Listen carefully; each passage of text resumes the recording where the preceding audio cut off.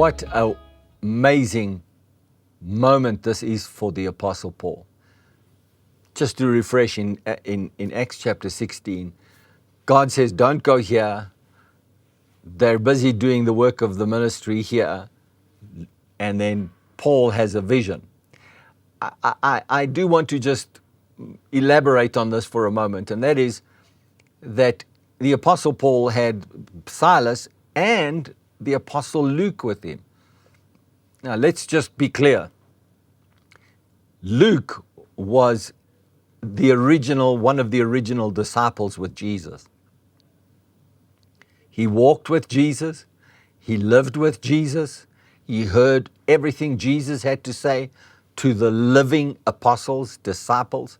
He was one of those few who witnessed everything from the Garden of Gethsemane to the Last Supper, to being one of the disciples that the Holy Spirit fell upon. It's quite likely Silas may or may not have been part of that original group.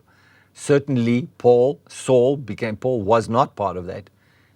I'm trying to make a point to you here by emphasizing it, and that's this, that Jesus or the Macedonian man appeared to Paul in a vision and not to Luke.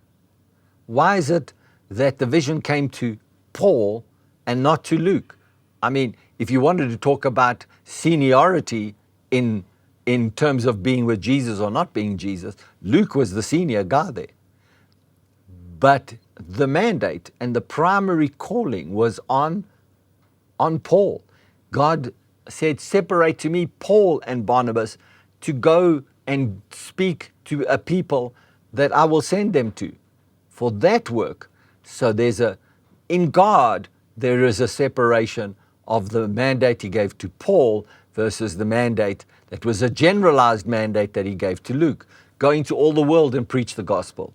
Go into all the world, cast out demons, preach in my name, heal the sick. That was a general mandate he gave to Luke as part of the original disciples. In this case, it's a specific mandate that is given to Paul to go to these people. I want to read you that vision from the Passion Translation. And verse 9 and 10 says this: while staying there, Paul experienced a supernatural, ecstatic vision during the night. A man from Macedonia appeared before him, pleading with him, you must come across the sea to Macedonia and help us. After Paul had this vision, we immediately prepared to cross over to Macedonia, convinced that God himself was calling us to go and preach the wonderful news of the gospel to them. Who's writing this? The person who's writing this is someone that is called as a physician to make notes. He understands things. So when you read the book of Luke, it is the physician, the doctor, Luke, the disciple that wrote the book of Luke. He's also the man who most people will recognize that he wrote the book of Acts. So he's writing about this moment of a vision. He didn't have the vision. He's recording the vision that Paul had. And based on the recording of the vision, they were getting ready to act.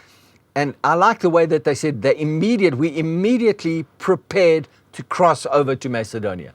From the moment they got the vision, preparation began.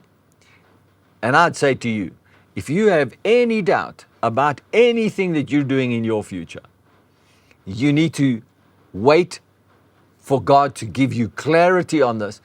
You will have a broad mandate for your life. You'll have broad gifts. You'll have a gift and you'll have a calling and things that you can do. I would suggest to you that ways to unlock it is to be in the service of someone that does have a mandate, that does have a calling, that does have a vision. Because if you're in the service of that person, God will always guide you and lead you and make sure all of your visions, all of your dreams, and all of the mandate God gives you will come to pass. Now, there is something very significant that happens next. And when I get to share it with you, I believe it's just going to bless you out of your socks, because God said, don't go to this place And now a vision comes, now they know what the next place is that they got to go to. Thank you for joining me.